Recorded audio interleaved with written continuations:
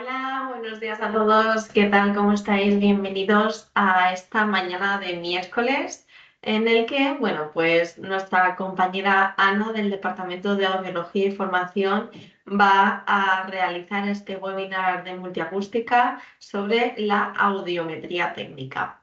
Vamos a dar unos minutos de cortesía mientras la gente termina de conectarse.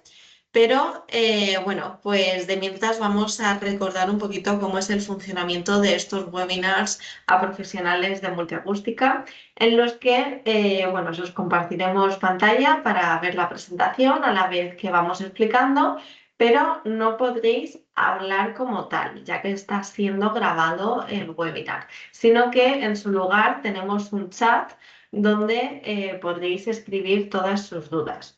Así que, bueno, si me podéis confirmar mediante ese chat que se escucha y que se ve todo correctamente, así mientras vamos dando esos minutos de cortesía al resto de inscritos en el webinar.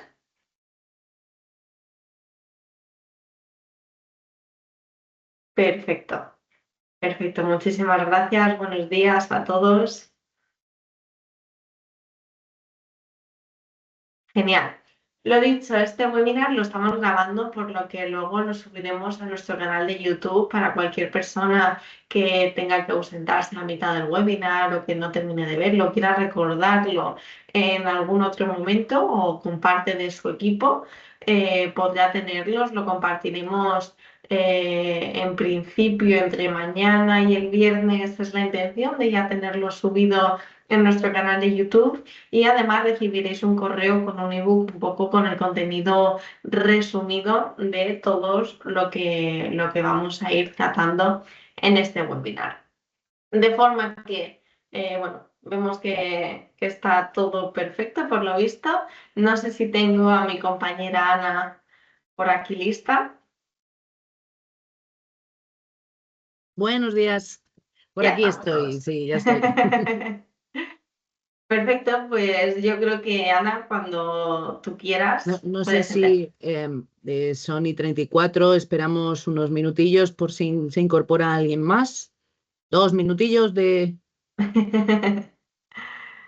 que tú veas, si quieres de dándole cortesía introducción de mientras, sí.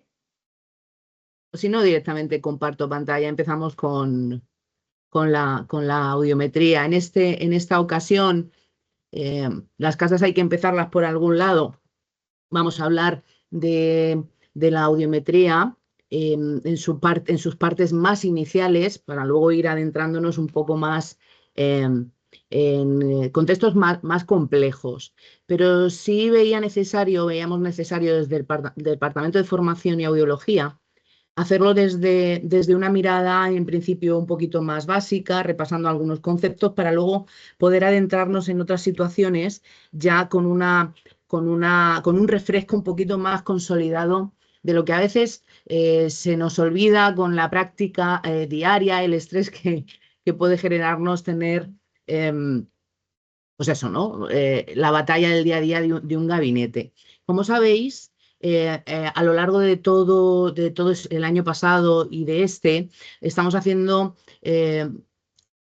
digamos, un refresco, un resumen o unos webinars muy ligados a lo que consideramos desde multiacústica, cuál es la forma de proceder más exacta a nivel clínico en un gabinete audiológico. Empezamos hablando de la anamnesis, hicimos otra webinar de otoscopia, otra webinar de timpanometría y hoy vamos a seguir en concordancia un poco con esta visión con la audiometría.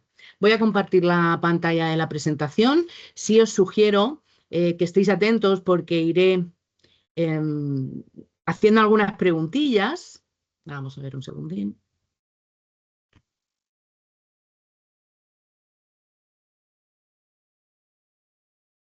Ay. Vale, ¿me confirmáis que estáis viendo la pantalla? ¿Sí? Todo correcto. Ok. Como os comentaba, estad atentos porque, bueno, ya sabéis que soy un poco jocosa en algunos aspectos y que iré haciendo preguntas capciosas a las que espero respuesta en el chat para poder comentar un poquito más qué es la audiometría. Vamos a comenzar. La audiometría, por repasar conceptos que debemos tenerlos como muy anclados, pero que, insisto, muchas veces las prisas nos hacen llevarlo a un nivel mucho más ligero. Es una audiometría, una prueba subjetiva. Esto es importante que lo tengamos en cuenta. O sea, el paciente nos va a responder, nada nuevo hasta aquí, ya lo sabíamos, que mide el umbral auditivo. Pero simplemente por ser subjetiva es donde nosotros necesitamos desplegarnos de tiempo, de paciencia, para cerciorarnos que el umbral auditivo que estamos obteniendo realmente es el umbral que nos compete saber. ¿Sí? Aquí vamos a necesitar de tiempo y vamos a necesitar evaluar de alguna manera podríamos decir, sutil. A ver, Lucía, tengo un micrófono abierto. Perdón. Vale, ahora sí. Un poco las capacidades que tiene el paciente que tenemos delante para de alguna manera, cerciorarnos que está entendiendo lo que le estamos pidiendo en la prueba y que realmente el umbral que estamos consiguiendo es el sonido más bajito que esa persona puede o es capaz de oír, porque es donde nos interesa y lo haremos en varias frecuencias.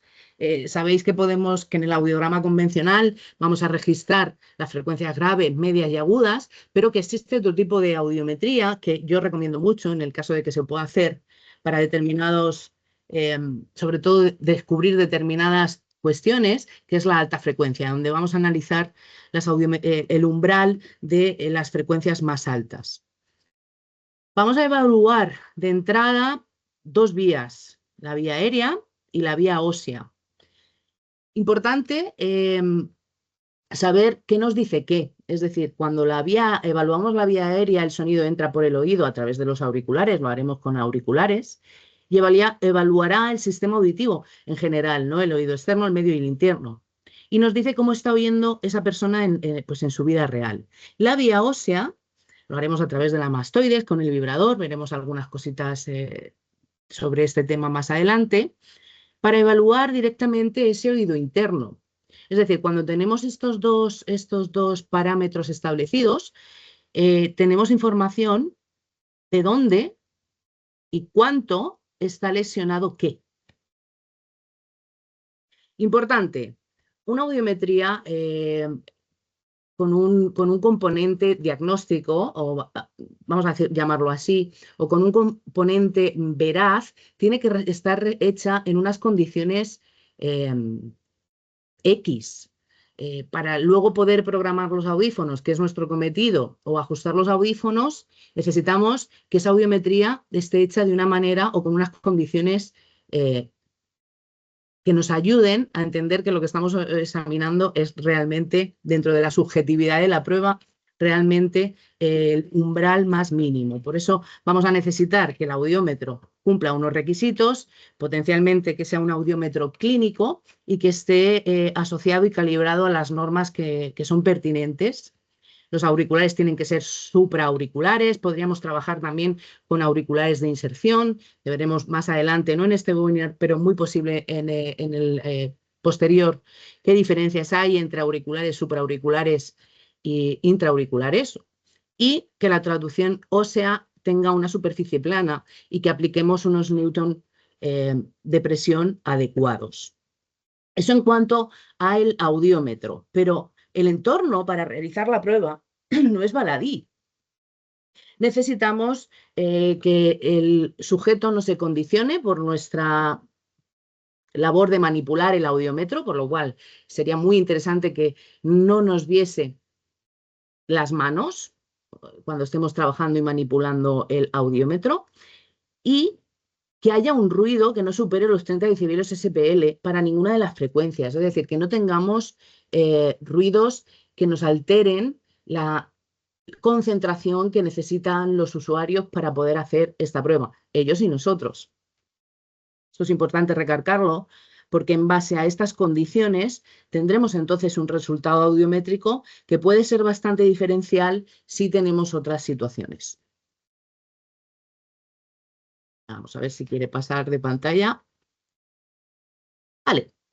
Para la preparación de la prueba es súper importante que nuestra estrategia de comunicación con el paciente esté adecuada al paciente. Es decir, tenemos que cerciorarnos que está entendiendo lo que le requerimos para hacer la prueba. Y para esto hay que evaluar, como os decía anteriormente, un poco la situación personal que tenga el paciente. Es decir, no puedo darle las instrucciones de la misma manera a un niño que a una persona anciana con algún problema cognitivo, que a una persona, pues, no sé, como yo, por ejemplo, en este caso, ¿no? Entonces deberíamos adecuar nuestra estrategia comunicativa para entender que se ha entendido cómo realizar la prueba, ¿sí? Previo a esto y como condición obligatoria es realizar una autoscopia. Ya lo veíamos al principio en otros webinars, es la prueba de inicio que no debemos olvidar a lo largo de todo nuestro recorrido en gabinete. Preguntarle también si previamente a esta evaluación ha estado expuesto a ruidos elevados. Es interesante para intentar saber si ese sistema auditivo puede estar fatigado. No es lo mismo hacer una audiometría cuando, no sé, no he soportado un ruido intenso a cuando vengo no lo sé, después de trabajar en la calle con un martillo hidráulico, por ejemplo, ¿vale? Preguntar si el paciente tiene acúfenos, o sea, la anamnesis previa a esto debe ser interesante porque orientaremos la forma de proceder la audiometría de una manera u otra, ayudando en este caso a que no se confunda el tono que nosotros presentamos con el propio acúfeno. Y retirar todo tipo de prótesis. Si lleva audífonos, pues quitarlo, la gafa, la diadema, los pendientes, para que los auriculares queden lo más encajados posibles en todo el pabellón auricular. El tiempo de la prueba, yo no aconsejo, ni desde Multiacústica aconsejamos exceder los 20 minutos continuos. Y esto lo dejo como estándar, pero deberíamos adecuarlo a la persona que tengamos delante. ¿Por qué? Pues porque más de este tiempo va a generar una confusión al usuario. Al final, no sé si vosotros en la clínica lo habéis visto, en la clínica diaria, donde dicen, a ver, es que ya no sé si lo que oigo es eso o no es. Pensad que estamos buscando umbrales mínimos de audición y que esto genera una fatiga de concentración. El usuario se tiene que concentrar en esto. Exceder esos 20 minutos lo desaconsejo, pues no pasa nada si hacemos una pausa de 2, 3 minutos, 5 minutos, refrescamos un poquito y volvemos a empezar. Sobre todo en pacientes de edad avanzada, hay que tener mucha paciencia. Los principios básicos de una audiometría por vía aérea y que se comparten también con la vía ósea son los siguientes. Pues se trata de localizar el umbral mínimo de audición por cada frecuencia. Entonces vamos a usar tonos puros como estándar. En otras situaciones, cuando hay acúfenos, por ejemplo, podríamos usar el tono pulsado o el warble, pero en principio usaremos tonos puros con intervalos de 1 o 3 segundos, sí que sean variables, porque si no, bueno, el cerebro es muy sabio, pero también es muy vago. Entonces se va a habituar y nos va a coger el ritmo, por lo cual va a entrar en una respuesta automática, no consciente, pero sí automática. Por ese sentido, sí que os recomiendo que no seamos robóticos a la hora de hacer una audiometría. ¿Sí? Si yo presento un tono puro, lo veremos más adelante, pero si yo presento un tono puro y normalmente tardo 3 segundos en presentar el otro y esto lo establezco como una dinámica, el cerebro lo va a captar, con lo cual la respuesta, ya siendo subjetiva, puede dejar de ser veraz en algún momento. Entonces, aconsejo presentar un estímulo y ser variables en el tiempo en el que voy a presentar el siguiente. Pues a lo mejor tardo 2 segundos en presentar el siguiente tono, en la próxima vez tardo 5 segundos, en la próxima vez tardo 1 segundo, para que el cerebro nunca sepa por dónde voy a salir, ¿sí? Y la literatura clínica audiológica nos dice que debemos evaluar en primera instancia el oído mejor, empezando por la frecuencia de 1000 para seguir en su banda de agudas, 1000, 1500, 2000, 3000, 4000, 6000, 8000. Si es que llegáis a hacerla, sería la excelencia. Volviendo a pasar por 1000 para hacer entonces ahora el rango en graves. El tono inicial debe ser audible. Esto lo podríamos detectar en la anamnesis previa. Nos vamos a ir orientando más menos por donde puede estar ese tono audible inicial. Reduciremos 10 decibelios hasta no obtener una respuesta y luego iremos aumentando de 5 en 5 hasta obtener una respuesta. Repitiendo este patrón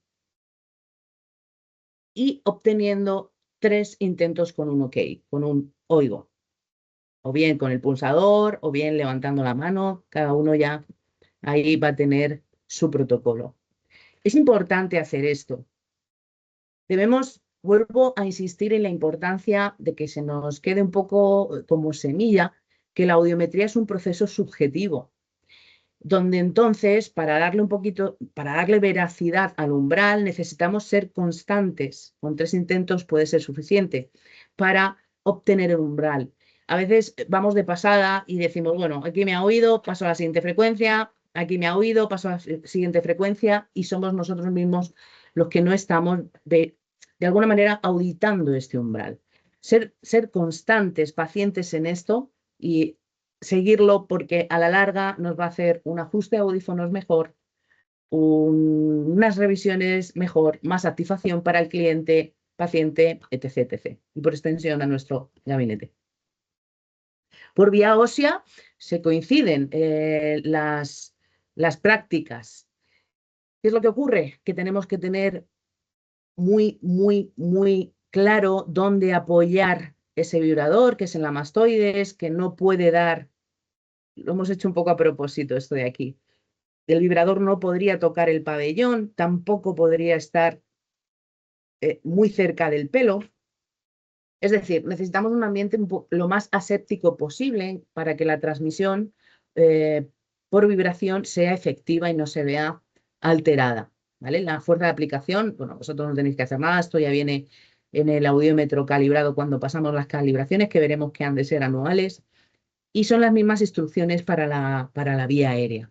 Evaluaremos, por tanto, el compendio de entre 500 a 4000 hercios, y es el mismo método que para la búsqueda de umbral de vía aérea.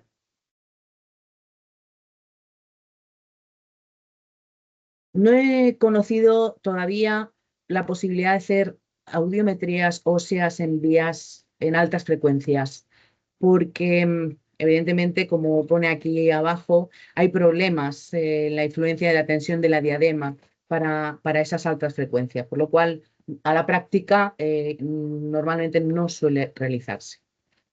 Bien, una vez que tenemos identificado el umbral de vía aérea y el umbral de vía ósea, hay otra cosa que se nos hace muy presente y que tenemos que tener muy en cuenta, y lo veremos en próximo webinar, cómo se enmascara. Esto es motivo de controversia siempre y a veces nos liamos cómo proceder con esto.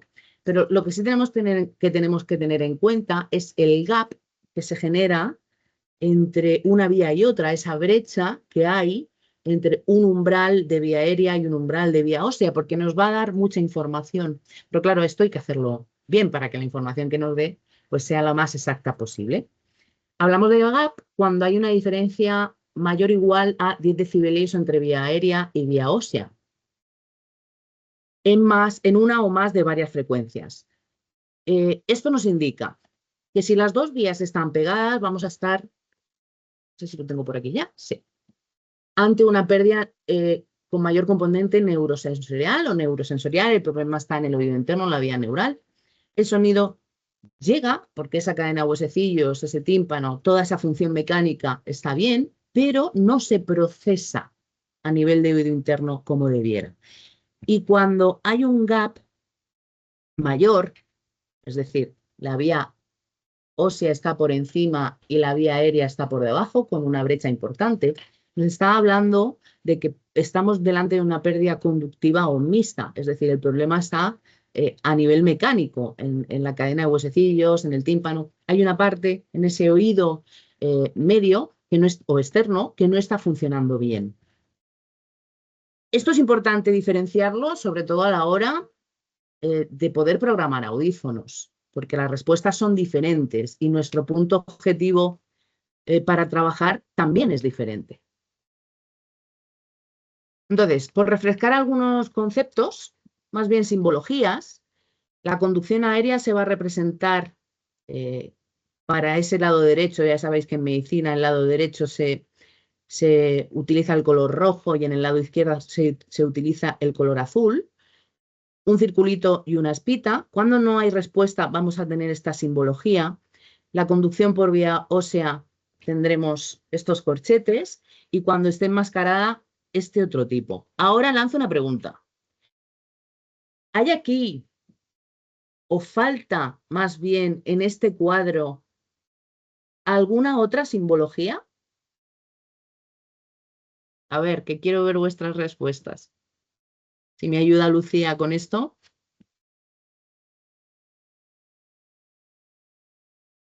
Por aquí me comentan UCL, Vale, área ¿alguna otra enmascarada. más? Área Bien, enmascarada. muy bien.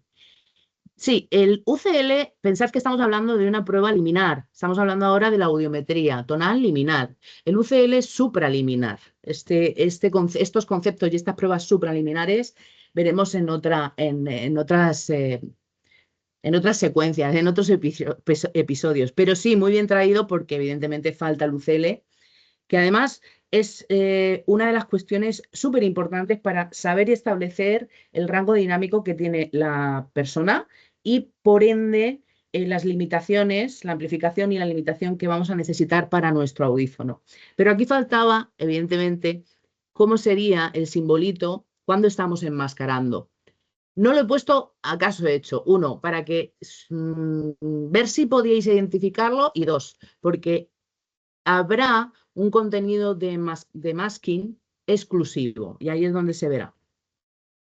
Vale, voy a poner este vídeo refrescando un poco qué es lo que pasa en nuestro oídillo.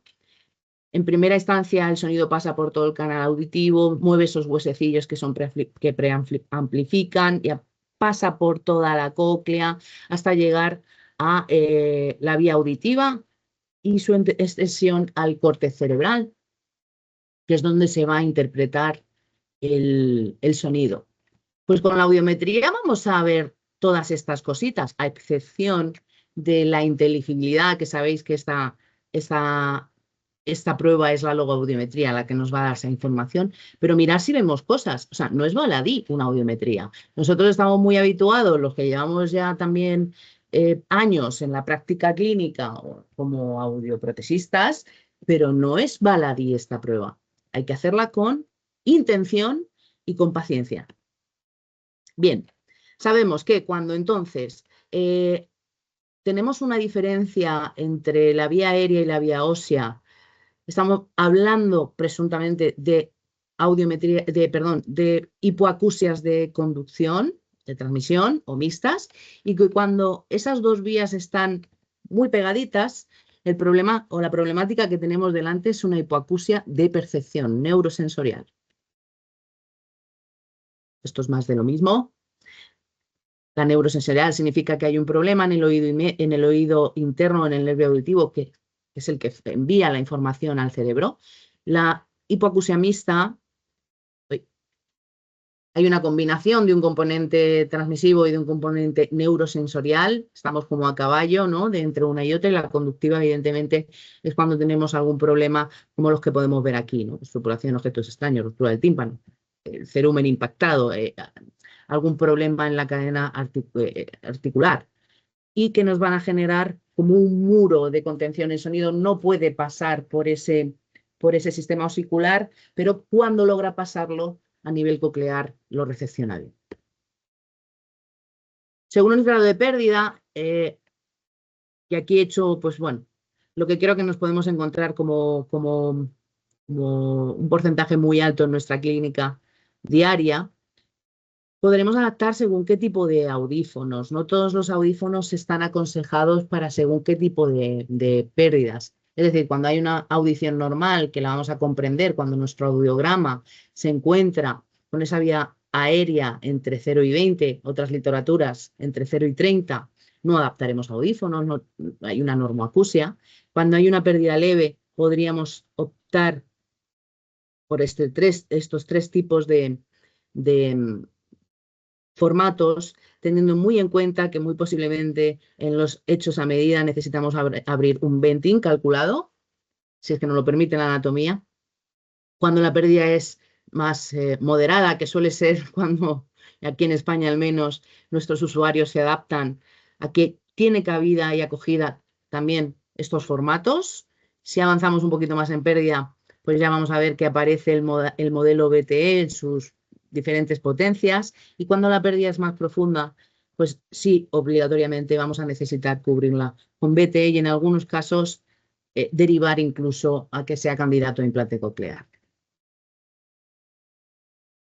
Audiómetro, que esto es algo que, bueno, a veces se nos olvida, pero que sí tenemos que tenerlo muy en cuenta para que las audiometrías que hagamos y el resultado de las mismas sean lo más fiable posible dentro de que ya sabemos que es una prueba subjetiva.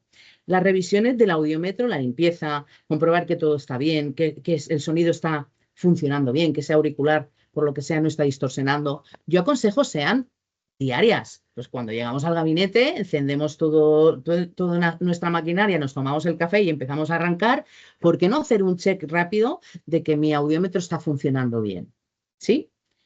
Revisiones un poquito más profundas. Aquí lo he querido desplegar pues porque cada uno de vosotros se acoja a lo que más considere.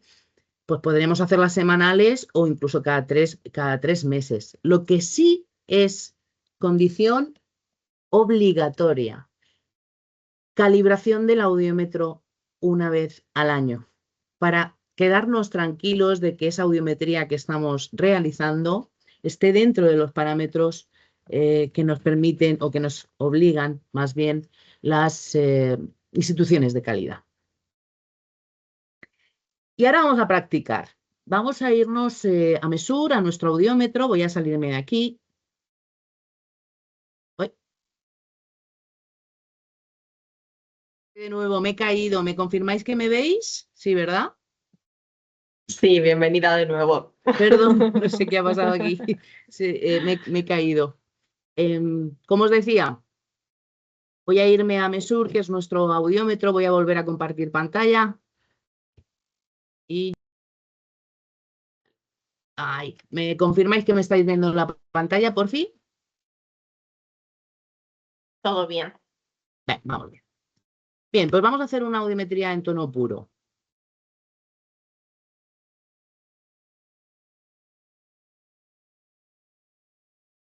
Vale.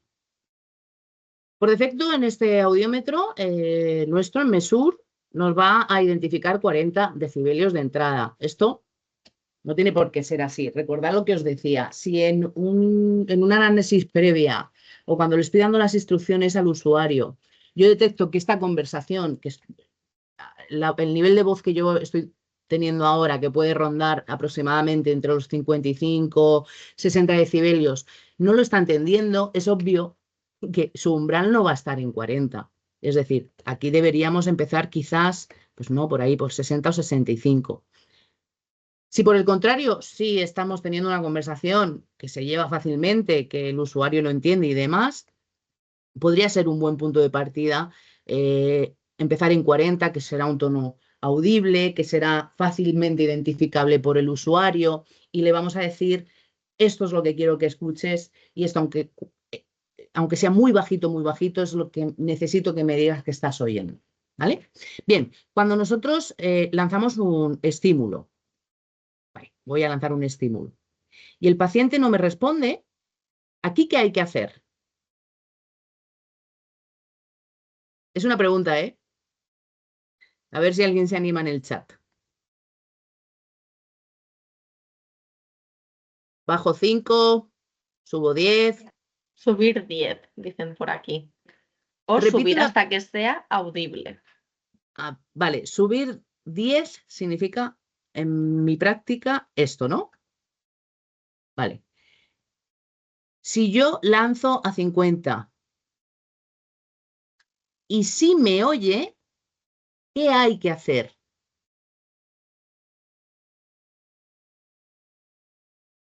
Bajar 5 o bajar 10. Ponen por aquí. Vale. Cuando yo lanzo a 50 y si me oye, lo que voy a hacer es bajo 10 decibelios y presento un estímulo en 40.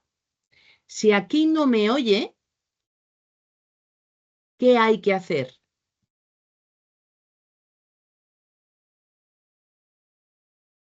Subir 5. Por aquí, por Correcto, mayoría. correcto, Ángel, esa es la cuestión. Si aquí sí me oye, en 45 estamos ahora, ¿vale? Si sí me oye, ¿qué hay que hacer?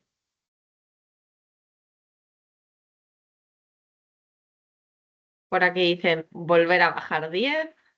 ¿Vale? Nos situaríamos en Bajar 35. 20 incluso. Ah, no, 10. Perdón, corregí. 10, vale. Me situaría entonces en 35. Si yo doy en un estímulo y no me oye, ¿qué hay que hacer?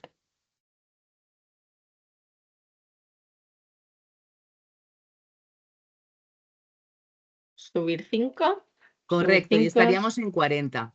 Vamos a preintuir que este va a ser su umbral. Esta condición, una vez detectado que este sería su umbral, tenemos que repetirla por 3 veces. Es decir, presento, me dice que sí oye, subo 10, 30, no me oye, bajo 5, no me oye, bajo 5, sí me oye, subo 10, no me oye, bajo 5, 35, no me oye, bajo 5, 40, sí me oye. Y una vez más, para confirmarlo, somos muy pesados, pero hay que hacerlo así. Subo a 30, no me oye, bajo 5, no me oye, bajo 5, 40, sí me oye, y entonces almaceno la respuesta.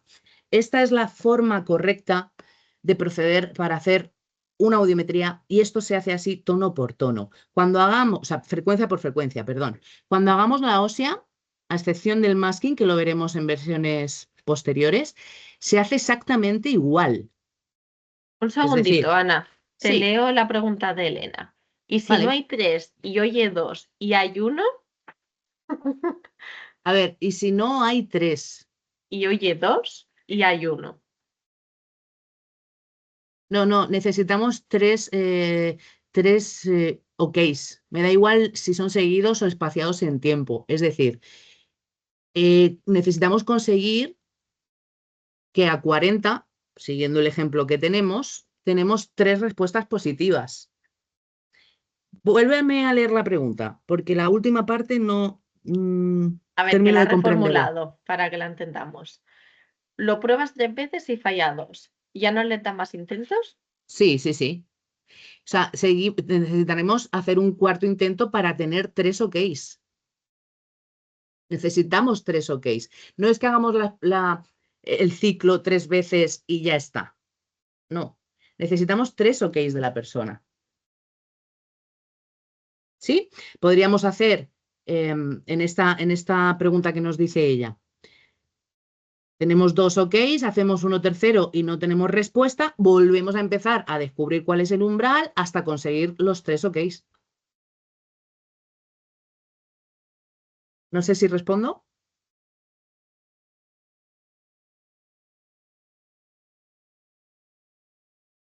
Lucía. A ver, dame un segundito. Pone pulsador o mano arriba. Hay veces que ni con 6 intentos confirma en la misma intensidad. Pero igualmente Elena, que es la que ha hecho la anterior pregunta, sí le ha respondido. Vale. Bien, cuando en 6 intentos no tengamos respuesta fiable, 6, 7 intentos, no tengamos respuesta fiable o patrón, yo aquí aconsejo cambiar el tono del estímulo. Muy posiblemente ese paciente tenga acúfenos y no esté identificándolo bien o otro tipo de problemática. Entonces, yo aconsejaría cambiar el estímulo. Si veis, tenemos tono puro, tono pulsado, el warble pulsado. Podemos cambiar el estímulo para que sea más fácil identificar al paciente. Pensad que una audiometría es muy exigente de concentración y dependiendo de la persona que tengamos delante, pues tendremos más posibilidades de concentración o no tantas. Entonces, nosotros como audiólogos tenemos, o como audioprotesistas, tenemos con los recursos que tenemos que intentar adecuar para poder sacarle, exprimir la máxima información en esta audiometría. Si Elena, para Elena, bueno, para todos en general, si por lo que sea tenemos 4, 5, 6 intentos y no conseguimos determinar umbral, cambiar el tono con el que estamos presentando. ¿Sí? Diría que sí. Vale. Falta que confirmen por el chat. Es que no estoy viendo el chat, tengo la pantalla del audiómetro y por eso te necesito a ti, Lucía. Vale, sí, sí que confirman ahora que sí.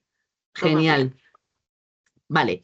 Una vez que hemos hecho 1000, pasaremos a 1500, 2000. Especial atención a 3000. Sabemos que, no sé si esto lo usáis mucho o no, pero cuando nosotros evaluamos la audición, sobre todo cuando hacemos pruebas en oído real, hay un pico entre 2000 y 3000 de amplificación natural del oído y que es muy interesante que nosotros podamos valorar ese umbral de audición tanto en la frecuencia de 2000 y 3000. 3000 es muy importante. A veces no la saltamos, pero yo os aconsejo que empecéis a practicarla y a meterla en vuestras audiometrías y por extensión, pues en la adaptación protésica, ¿no? En la programación. Porque si luego damos el salto para poder hacer una REM, esas dos frecuencias en concreto nos da mucha información. Haríamos Vale, 4000, 6000, 8000. Ana, Sí, sí, un segundito, que no sí. quería cortarte. A ver, por aquí pregunta Emilio, ¿cambiamos el tono para todas las medidas, tanto vía aérea como vía ósea? Y luego por aquí bajo Lucía dice, entonces son 3, ok, y si pasamos de más de 3 intentos, cambiamos de pitidos. Vale, voy a la primera.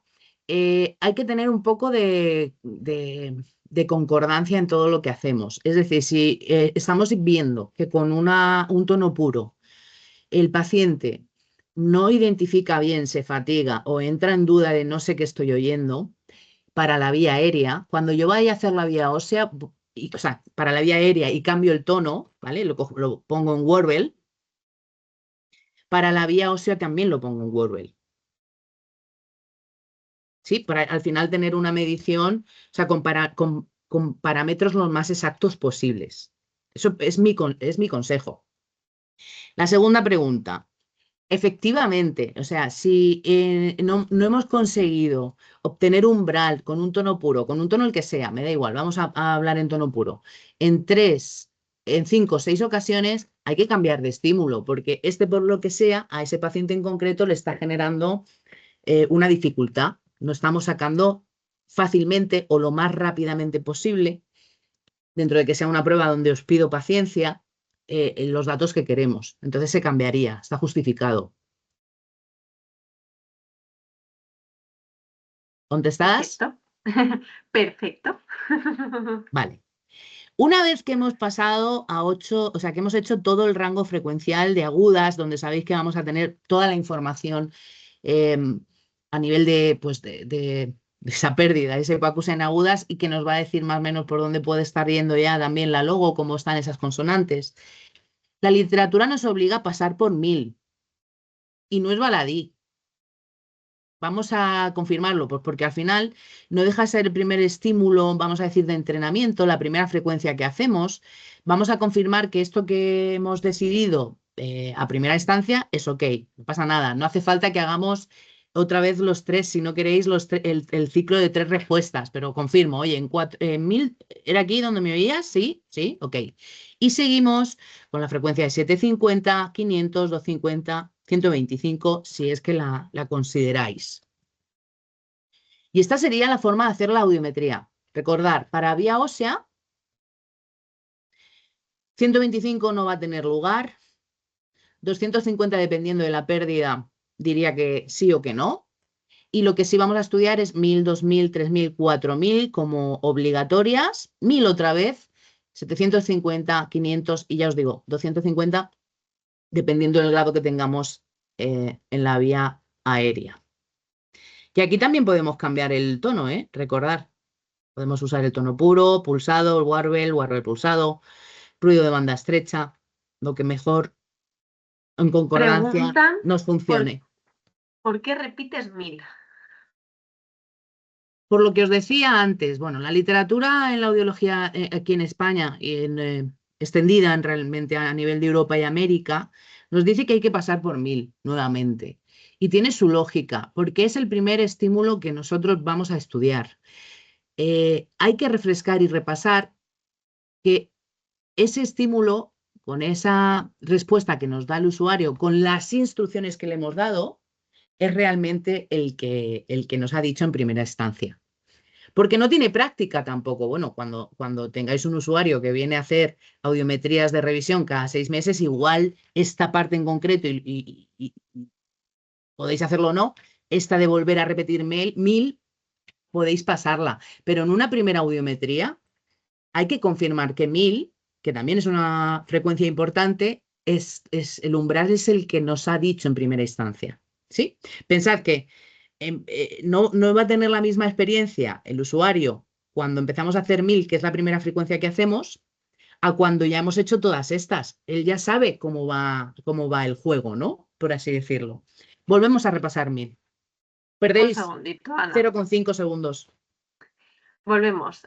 María José nos comenta, yo suelo evaluar también 1500 en aérea. ¿Sería correcto? Sería Y luego, correcto. vale. Y luego por otra parte, pero solo se le presenta, no hay que confirmar su umbral audible, ¿verdad? Sí, cuando pasamos de 8K a 1000 nuevamente, no tenéis por qué hacer si no queréis. Hombre, si veis que hay una incongruencia, que antes te respondía a 40 y ahora no, tendremos que, ¿sabes? Por profesionalidad, volver a repetir todo el ciclo. Pero es simplemente confirmar, oye, aquello que me dijiste cuando empezamos hace 10 minutos, ¿es ok? ¿Es esto? Y lo volvemos a refrescar. Si es ok, no hace falta que repitamos todo el ciclo, no es ni necesario ni productivo, pero repasar sí. Perfecto. ¿Bien? Ujú. ¿Alguna pregunta más? Por el momento no. Por el momento no. Podemos seguir. Vale, podemos seguir. Cuando yo tengo la vía ósea, ya sabemos que la forma de proceder es exactamente la misma. Cuando yo voy a almacenar esta respuesta tal que aquí. Quiero que me echéis una bronca grande, ahora, o no. Vale, aquí tenéis un chivato, pero bueno, ¿esto estaría bien hecho? Yo tengo la aérea en 40 y la ósea la tengo en 20. ¿Hay algo que tenga que hacer?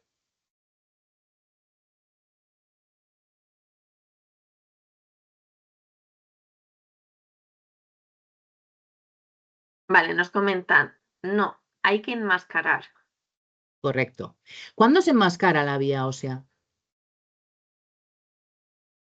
Enmascarar, enmascarar, enmascarar siempre, comentan. O cuando el gap es superior a 20. A 10. Pero la vía ósea se enmascara siempre. Siempre. Lo veremos en otra webinar, que simplemente quería saber si estabais ahí receptivos. Bien, y por poner un poco sobre audiómetro, voy a marcar otra cosilla aquí.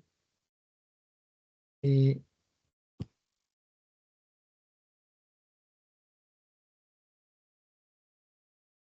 vale, me sirve así. Y ahora voy a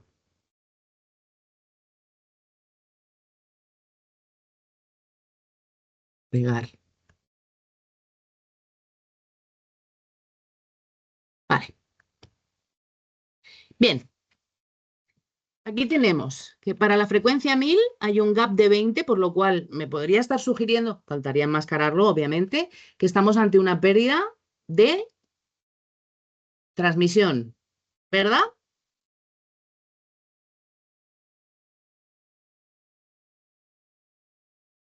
¿Verdad? ¿Verdad? Vale, Bueno, y que sí. cuando... Dicen que sí, genial. Cuando para la frecuencia 1500 hay una diferencia de 5 decibelios. ¿Esto se corresponde a una pérdida de transmisión?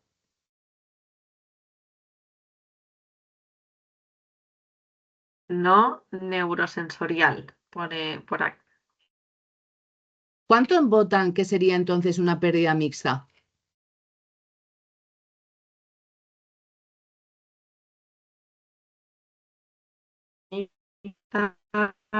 De momento van 2, 3, 4, 5, 6. Sí, creo que por mayoría van habiendo. Cuando Por en, mayoría, cuando en una frecuencia sí y en otras no. O sea que sí, cuando la pérdida en vía ósea y en vía aérea y en ambas más de 30 decibelios. vale. En este punto, efectivamente nos falta el mapa completo, ¿no? El audiograma completo, pero cuando hay una diferencia, vamos a fijarnos solamente en este punto, ¿vale? De 5 decibelios entre aérea y ósea no es una pérdida mixta, es una pérdida neurosensorial. Igual que cuando la vía aérea y la ósea se pegan. Para considerar vía, que sea mixta, el gap tiene que ser de 10 hacia arriba, ¿vale? Y ahora, esta parte de aquí, que la veo mucho, no sé por qué, y en alguna ocasión he de deciros que en mi clínica, cuando yo estaba en gabinete, también me ocurría. Esto está bien expresado para la frecuencia 3K, ¿vale? Para 3000.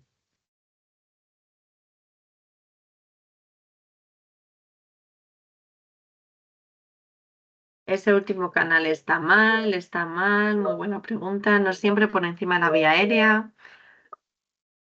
No puede salir ósea por debajo de aérea. La vía aérea siempre por encima. Oye, muy bien. Evidentemente esto está mal. En algunas ocasiones pasa y se debe a que o bien el vibrador no está bien posicionado en mastoides o que yo no he determinado bien el umbral por vía aérea, pero nunca la vía ósea puede estar por debajo de la vía aérea. Cuando esto lo tengáis, porque no discuto que alguna vez haya pasado y me he puesto yo por bandera, a mí también me ha pasado en la clínica. Repasad bien si ese umbral por vía aérea y vía ósea estaban bien. Os digo esto porque no lo dejéis así. A la hora de programar audífonos, no es lo más aconsejable para cuando el método prescriptivo hace sus cosillas. Nunca, nunca, nunca, nunca la vía ósea ha de estar por debajo de la vía aérea. Si esto ocurre, tenemos que repasar sí o sí ambos dos umbrales. Vale, Ana, una consulta. Cuando estamos enmascarando, ¿cuántos Ajá. decibelios debemos añadirle al sonido enmascarador? Hay mucha discrepancia entre profesores y compañeros. Correcto, el masking es un mundo paralelo, es un universo distinto. A ver, el masking dice que es umbral de vía aérea más 10. Entonces, imaginemos que tenemos 45 más 10. ¿Qué ocurre? Que en las frecuencias graves, no sé si se referirá a eso, hay que añadirle el efecto de oclusión. Lo veremos más adelante en otro webinar, por lo cual ya la fórmula es distinta, es decir, será umbral de vía aérea más 10 más efecto de oclusión, que puede ser entre 10 y 15. Solo para las frecuencias graves. La fórmula para las agudas es umbral de vía aérea más 10. ¿Qué es lo que ocurre? Que luego necesitaremos aplicar el método de meseta para poder determinar qué es ese masking. Y habrá subidas y bajadas del masking también. ¿Sí? No sé si va por ahí la respuesta a esta pregunta.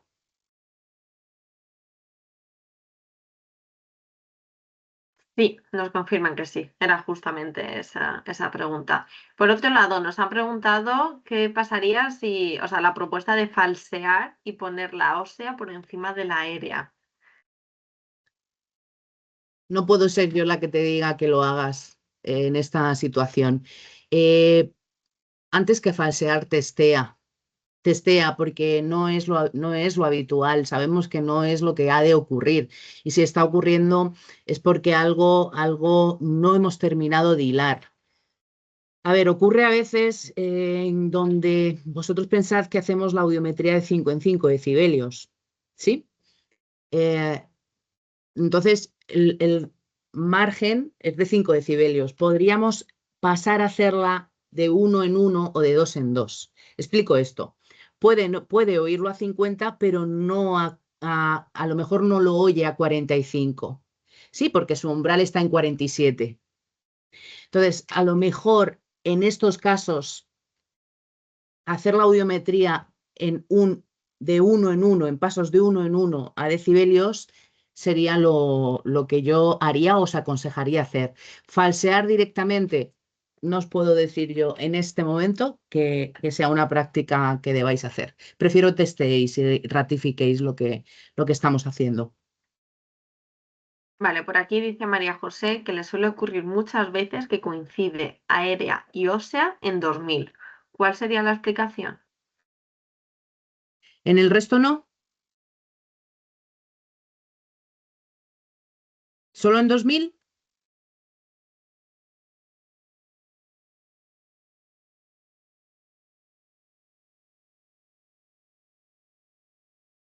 Sí, en otras también. Ah, vale, no, bueno, si coincide es a ver, teniendo en cuenta que el audiómetro esté calibrado anualmente y demás, es lo que debe pasar para pérdidas neurosensoriales, que vía aérea y vía ósea coincidan. Ahí no hay ningún tipo de problema. Estamos ante una pérdida neurosensorial.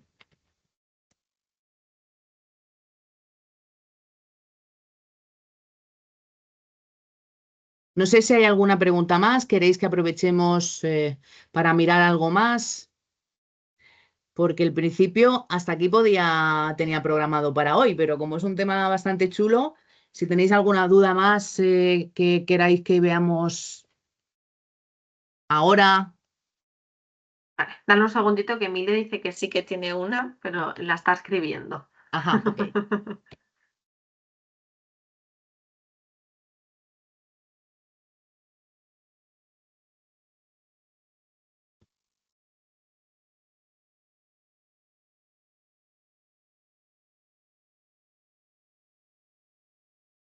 Vale, nos comentan, si sale una vía aérea muy alta de 75 decibelios y una vía ósea sobre 50, ¿qué pérdida es?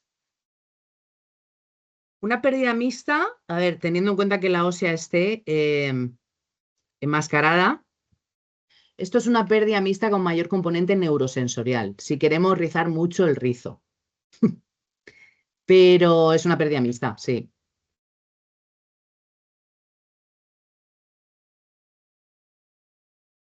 Seguimos. Si el paciente no obtiene respuesta en vía ósea, ¿grabamos encima de la vía aérea o grabamos no respuesta? Grabamos no respuesta. Hay que ser fieles a los datos que obtenemos.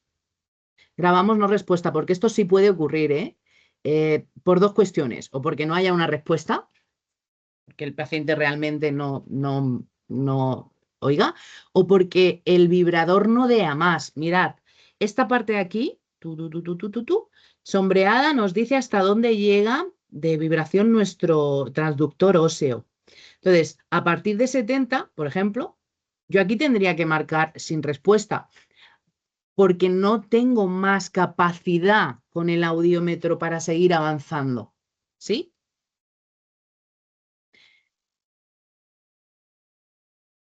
Vale, por aquí preguntan una duda de que a veces da fallo la logo. Me indica índice fuera de los límites matriz y tiene que apagar y volver a empezar. ¿Qué audiómetro tiene?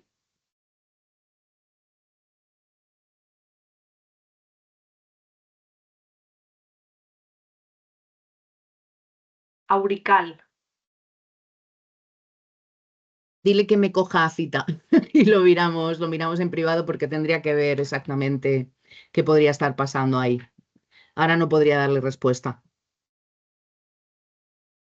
Pero no es lo habitual, ¿eh? O sea, esto, si el audímetro está todo ok, las conexiones bien hechas y demás, tú la logoaudiometría la puedes hacer sin ningún problema y sin ese tipo de emergentes, ¿no? Tendría que verlo con él. Vale, por otra parte, nos comentan que pues en el centro que no enmascaran nunca porque no logra hacer entender a su paciente la prueba. Sí. Sí, eso es una de las pruebas que genera confusión al paciente, claro, porque piensa o pensad que va a recibir dos estímulos y que muchas veces no sabe qué es lo que le estamos pidiendo. Entonces, cuando vayamos a enmascarar, la instrucción que yo al menos aconsejo es, te voy a poner un ruido, vas a oír un ruido me lo invento, en el oído izquierdo, no quiero que le hagas caso, olvídalo, levántame la mano, dale al pulsador cuando oigas en tu oído derecho. Pensad que cuando hacemos masking hay diferencia entre estímulos. En el oído con masking va a haber un ruido normalmente blanco y en el otro va a haber un tono puro. Puedes, si quieres, entrenarlo previamente. Mira, ves a este sonido y le pones el shh, no quiero que le hagas caso. A este otro sí, le presentas el estímulo. Cuando lo oigas, me levantas. Te cercioras de que está entendiendo bien las instrucciones.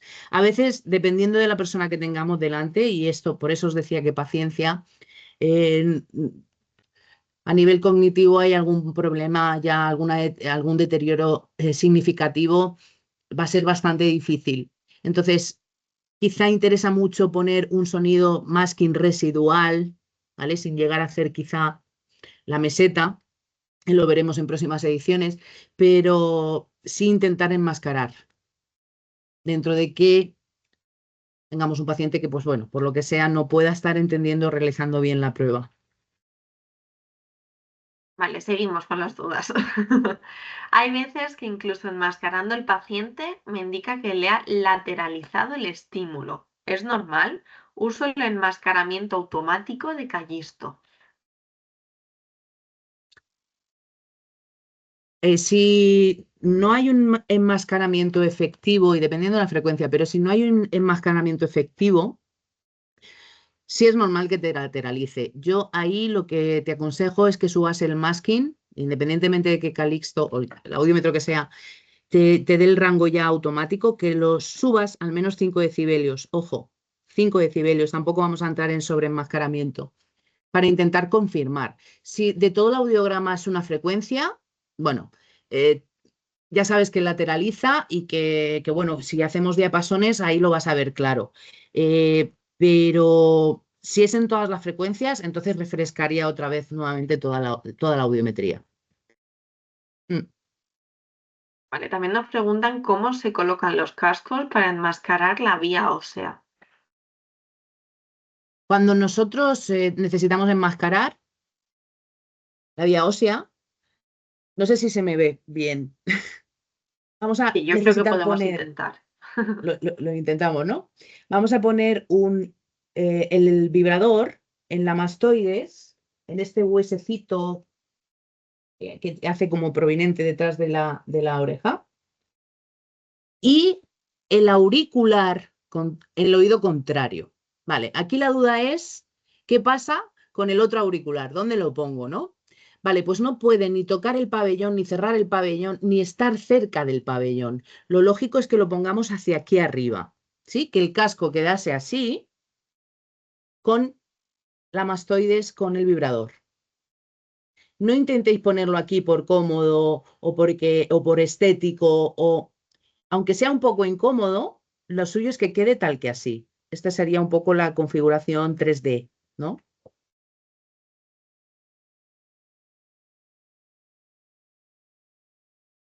Sí. Vale. Y continuamos con la última por el momento. En el caso de que lateralice, ¿Cómo lo marcan en el audiograma? No, no tenemos simbología para esto de momento en el audiograma. Si podrías en tus anotaciones anotártelo. En la frecuencia 2000 lateraliza un enmascarado, por ejemplo. Pero todavía a nivel de vía ósea no hay en audiómetros esta condición, al menos que yo conozca.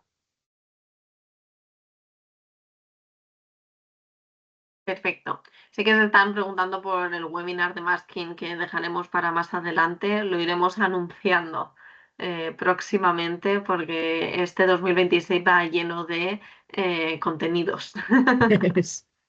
Sí. ¿Vale? No sé si tenemos alguna otra pregunta que no hayáis hecho y queramos aprovechar ahora que tenemos a Ana. Mirad, Gloria, sí, se te lee.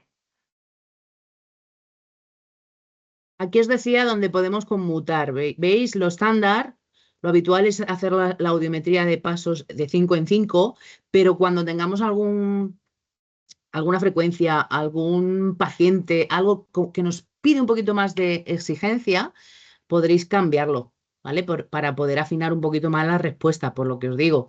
Si el umbral de ese paciente está en 47, a 45 no me va a oír y a 50 sí, pero no justifica que la vía aérea y ósea entonces no coincidan. Podemos hacer una investigación un poquito más exhaustiva teniendo estos pasos a disposición. ¿Sí? Nos preguntan que tienen dudas con pacientes con remanencias. A veces ha usado tono Warbel en vez de tono puro y el audiograma cambia, mejora. Entonces, Claro.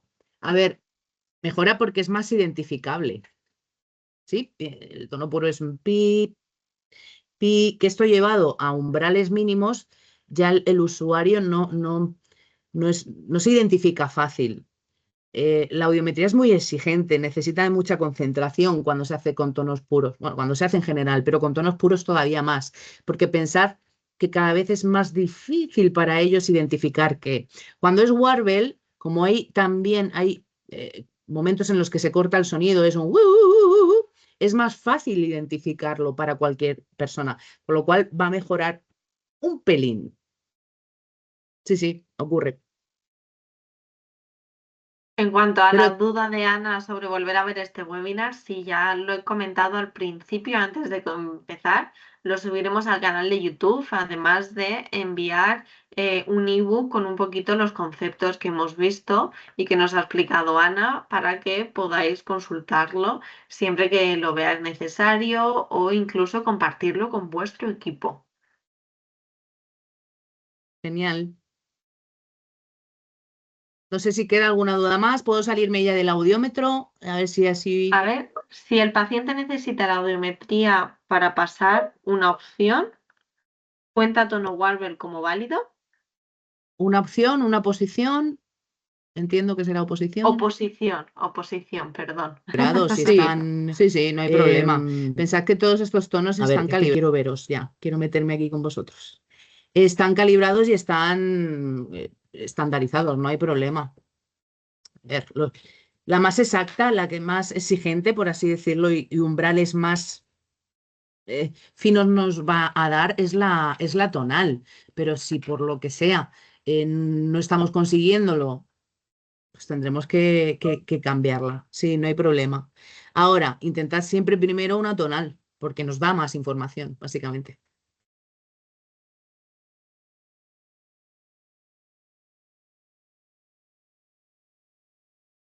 vale, perfecto. Yo creo que ya puedes dejar de compartir la pantalla, Ana, si Vale. lo consigues. Sí, sí, sí. Y yo creo Vale, que no, que ya ahí. vamos a dar por finalizado el webinar de hoy. Yo creo que hemos resolvido un montón de dudas. Sabéis que siempre podéis contar con nuestro departamento de audiología y formación para resolver todas las dudas. Vuelvo a repetir que veo de nuevo la pregunta. Sí, se va a compartir el webinar tanto en YouTube como lo recibiréis por correo la notificación de que ya lo tenéis disponible para volver a disfrutarlo, o lo dicho, o compartirlo con otros profesionales del sector que pueda serle interesante. Así que muchísimas gracias a todos los que habéis estado con nosotros. Esperamos que hayáis resuelto todas las dudas que teníais, que hemos estado un buen rato hablando de ellas. Y nada, que paséis un feliz miércoles y muchísimas gracias a todos. Uy. Pues eso, lo dicho, no secundo todas las palabras de mi compañera. Muchas gracias y espero que esta forma haya sido la que más resuelve dudas y que haya sido muy nutritiva para todos vosotros.